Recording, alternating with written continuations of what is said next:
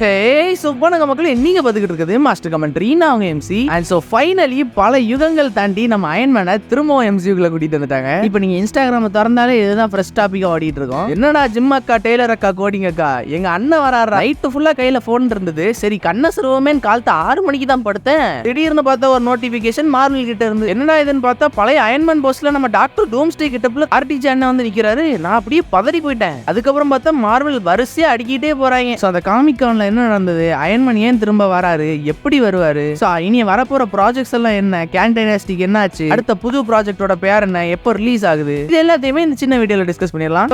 கொலன்னு பேசாம எப்பவும் போல தட்டி தூக்க தயாரா. சோ இது எல்லாமே நடந்தது சாண்டியாகோ காமிக்கான்ல தான். அந்த நேத்து நடந்தது. சரி இதுல என்ன புதுசா சொல்லிட போறாங்க, அவஞ்சர்ஸ் கேங் டைனாஸ்டி பத்தி சொல்லுவாங்க, இல்ல சீக்ரெட் வார்ஸ் பத்தி சொல்லுவாங்கன்னு நான் நினைச்சேன். அவங்க ஃபர்ஸ்ட் எடுத்த உடனே ஒன்னும் யாரையும் அனௌன்ஸ் பண்ணல. ஜஸ்ட் சும்மா வந்தாங்க, நாங்க அவஞ்சர்ஸ் டூம்ஸ்டே எடுக்க போறோன்ற ஒரு டைட்டில் அனௌன்ஸ்மெண்ட் கொடுத்த உடனே எல்லாருக்கும் பகிரங்கமான ஹாப்பி ஆயிடுச்சு. அதுக்கே கதறல் சத்தம் எக்கச்சக்கமா இருந்தது. அதுக்கப்புறம் ஒரு வார்த்தை சொன்னா பாருங்க, இந்த மார்வல் மல்டி யூனிவர்ஸ்ல எப்படி மல்டி யூனிவர்ஸ்ல டாக்டர் டூமா பிளே பண்ணக்கூடிய ஒரே கேரக்டர், தகுதியான கேரக்டர் நான் உங்களுக்கு இன்ட்ரோடியூஸ் பண்ண போறோம் அப்படின்னு சொன்ன உடனே தலைவன் வந்து மாஸ்க் கழட்டி நிப்பான் பாருங்க, தூக்கி சொறி விட்டுடுச்சு. தலைவன் மாஸ்க் கழட்டின உடனே ஒரு மேட்டரை சொல்லியிருப்பான், நியூ மாஸ்க் சேம் மாஸ்க். இது புது மாஸ்க் இல்ல தம்பி, நீங்க பாத்தீங்கல்ல அதே பழைய மாஸ்க் தான். நான் தாண்டா இந்த நீ மார்வல் மல்டிவர்ஸோட பெரிய வில்லன். அந்த மாதிரி சொல்லும் போது பா சதறிடுச்சு. அப்படியே அயன்மேனோட போஸை ரீக்ரியேட் பண்ணாரு மனுஷன். சோ இந்த அவெஞ்சர்ஸ் டூம்ஸ்டே படமானது ஃபென்டாஸ்டிக் 4 யூனிவர்ஸ் கூட தான் கனெக்ட் ஆகிற மாதிரி காட்டுறாங்க. ஃபென்டாஸ்டிக் 4 இறங்க போற இந்த சமயத்துல நம்ம தானோஸ் எப்படி ஒவ்வொரு அவெஞ்சர்ஸ் படத்துலயும் கேமியா கொடுக்குறாரோ அதே மாதிரி இப்போதைக்கு 2 ஃபென்டாஸ்டிக் 4 படம் வர மாதிரி ஒரு ரூமர் கிளம்பி இருக்கு. மேபி அந்த 2 படத்துலயுமே நம்ம தானோஸ் என்ன கொடுத்த மாதிரி தரமான கேமியோஸை நம்ம அண்ணன் அயன்மேன்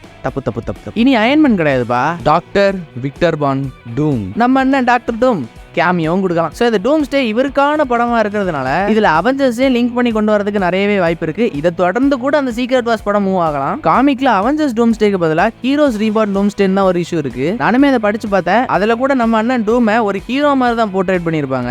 உண்மையிலே இந்த காமிக் இஷ்யூ நல்லா இருக்கும். ஏன்னா 2000ல வந்ததுனால ஒரு பழைய காமிக் ஸ்டைல்ல தான் இருக்கும். அப்புறமேட்டு டைம் இருந்தா எக்ஸ்பிளைன் பண்றேன். சோ இந்த அவெஞ்சர்ஸ் டூம்ஸ்டே படத்திலேயே நம்ம அயன்மேன் ஒரு வில்லனா காட்டலாம். பட் எப்படி இருந்தாலும் சீக்ரெட் வார்ஸோட முடிவுல அயன்மேன் சாக தான் போறாரு. டாக்டர் டூமா ஆர்டிஜே சாக தான் போறாரு. ஏன்னா ஹீரோஸ் தாண்டா ஜெயிப்பாங்க, வில்லன் ஜெயிக்க மாட்டாங்கடா, புரிஞ்சுவாங்கடா. அண்ட் ஆல்சோ இந்த படத்தை எடுக்கிறது ரூசோ பிரதர்ஸ். அவெஞ்சர்ஸ் எண்ட் கேம்ல என்ன ஆச்சுன்னு பாத்தீங்கல்ல, நம்ம அண்ணன் மட்டும் ஹீரோவாவும் சாகுறாரு, வில்லனாவும் சாக போறாரு. இந்த அவெஞ்சர்ஸ் டூம்ஸ்டே படம் தான் சீக்ரெட் வார்ஸ் கிக் ஆஃப் அமையுன்ற மாதிரி பேசப்படுது. அயன்மேன் சாகும்போது எப்படி தியேட்டர் அமைதியா இருந்ததோ அதே மாதிரி அயன்மேனை திரும்ப கொண்டு வரான்னு சொல்லும் போது அந்த ஆடிட்டோரியமே செதறிடுச்சு. டெட்பூல் நீ மார்வல் ஜீசஸ்லடா, இதோ நிக்கிறாரு பார், இவர் தான் மார்வல் ஜீசஸ். அண்ட் நிறைய பேர் இவரை வில்லனா வந்தா நல்லா இருக்காது, இவரை நம்ம ஹீரோவாவே பார்த்து பழகிட்டோம், சோ ஹீரோவாவே கொண்டு போங்க, இது மார்வல் எடுத்த ஒரு பேட் டிசிஷன்டா, நல்லாவே இல்ல அப்படின்னு நிறைய ஹேட்டர்ஸ் கதற ஆரம்பிச்சிட்டானுங்க. சோ இவர் ஒரு பெர்ஃபெக்ட் கேஸ்டிங்கா தான் இருப்பாருன்னு நம்புறேன். ஏன்னா எந்த கேரக்டர் கொடுத்தாலும் அசுரத்தனம் அடிப்பாரு. இவனுங்க ஓப்பன் ஹைமர் படத்தை பார்க்கலன்னு நினைக்கிறேன். சரி இந்த இடத்துல நான் ஆர்டிஜேக்கு முட்டு கொடுக்க வரல. இப்ப ஆர்டிஜேவை மார்வல் எதுக்கு கூட்டிட்டு வந்திருப்பாங்கன்னு ஒரு சின்ன கிளிம்ஸ் பாத்துருவோமா. அவெஞ்சர்ஸ் படனாலே கண்டிப்பா எல்லா இடத்துலயும் அயன்மேன் ஒரு கேரக்டர் இருப்பான். அந்த கேரக்டரை விட்டு தெலுங்களேன்,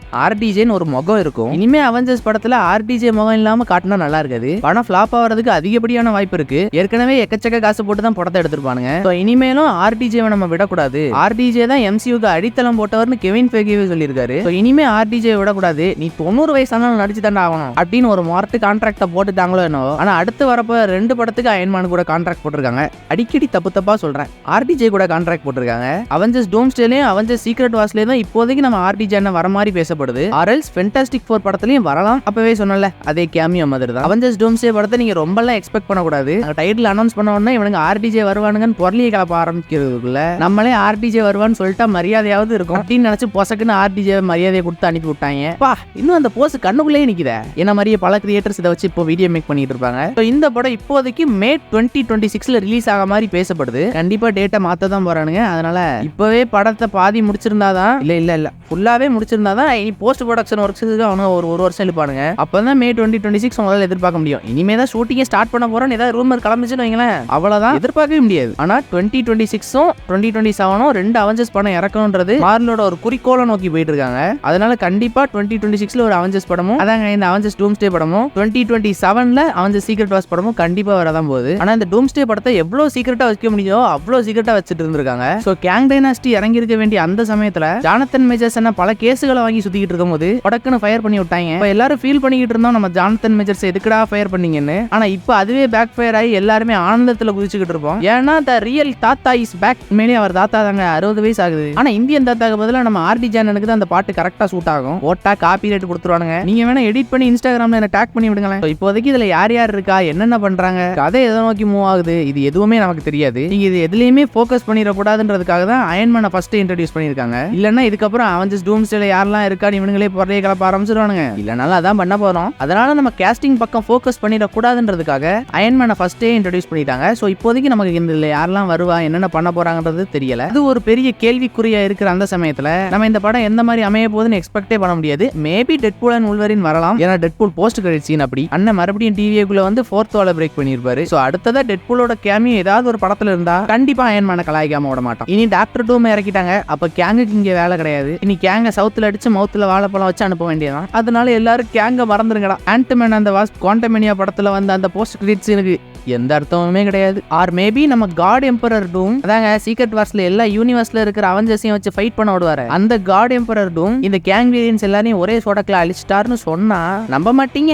அதே எப்படி நடக்கும் வேலுச்சாமி நீங்க கேட்க வரது புரியுது. இந்த காட் எம்பரர் டூம் தானோஸோட உடம்புல இருந்து அப்படியே உயிரோட அவரோட எலும்பு மொத்தத்தையும் வெளியே எடுத்திருக்காரு. அந்த அளவுக்கு ஒரு ரூத்லெஸ்ஸான பவர்ஃபுல்லான கேரக்டர் தான் இந்த காட் எம்பரர் டூம். ஸோ சீக்ரெட் வார்ஸ்லயே நம்ம ஆர்டிஜி அண்ணன் தான் டூமா பிளே பண்ண போறாருன்றதுனால காட் எம்பரர் டூமா வந்து தெறிக்க விட்டுறோம். முதல்ல தியேட்டர் ஸ்கிரீன்ல காட்டுங்கடா, ஸ்கிரீனை பிச்சு கிழிச்சு விட்டுறோம். டெட்பூல் அண்ட் வூல்வரினுக்கே அவ்வளவு கத்தல் சத்தானா அப்போ ஆர்டிஜி அண்ணா வந்தா சும்மாவா விடுவோம். சோ இதுல தானோஸ் ரீஎன்ட்ரி ஆவாரான்னு கேட்டீங்கன்னா தானோஸே கொல்ற அளவுக்கு ஒரு பயங்கரமான வில்லன் இருக்கான்னு காட்டினாதான் டாக்டர் டூம் ஒரு மொரட்டு வில்லன்றதே நம்ம ஃபீல் பண்ணுவோம். இல்லன்னா ஒரு ஹீரோ எப்படா வில்லனா வருவான்ற மாதிரி குழப்பத்துக்குள்ளேயே அந்த படம் முழுக்க பாத்துக்கிட்டு இருக்கோம். நமக்கு அது ஒரு ஃபீல் கொடுக்கணும்னா கண்டிப்பா தானோஸ் மாதிரியான ஒரு பயங்கரமான வில்லனா அவர் போட்டு தள்ளினா அந்த ஃபீலே கிடைக்கும். சோ மேபி இந்த படத்துல நம்ம தானோஸை போட போறாங்க. சோ இதுக்கப்புறம் அயன்மேன் எந்தெந்த ஃபியூச்சர் மூவிஸ்ல எல்லாம் அப்பியர் ஆக போறாரு அப்படின்றத அந்த கேஸ்ட் வந்தாலோ ஆனா ரைட்டர்ஸ் ஏதாவது நமக்கு க்ளூ கொடுத்தாதான் கண்டுபிடிக்க முடியும். சோ எனிவே ஆர்டிஜி என்ன வந்ததை பத்தி நீங்க என்ன நினைக்கிறீங்க? ஒரு ஹீரோ பெர்ஃபெக்ட்டான வில்லனா இருப்பாரா இல்லையன்றதை மறக்காம கமெண்ட்ல சொல்லிட்டு வெயிட் பண்ணுங்க. அடுத்து ஒரு தாறுமாறு தடலடி வீடியோல உங்களை சந்திக்கிறேன். அது வரைக்கும் டெட்பூல ஸ்பாயிலர் பண்ணாம இருங்கடா.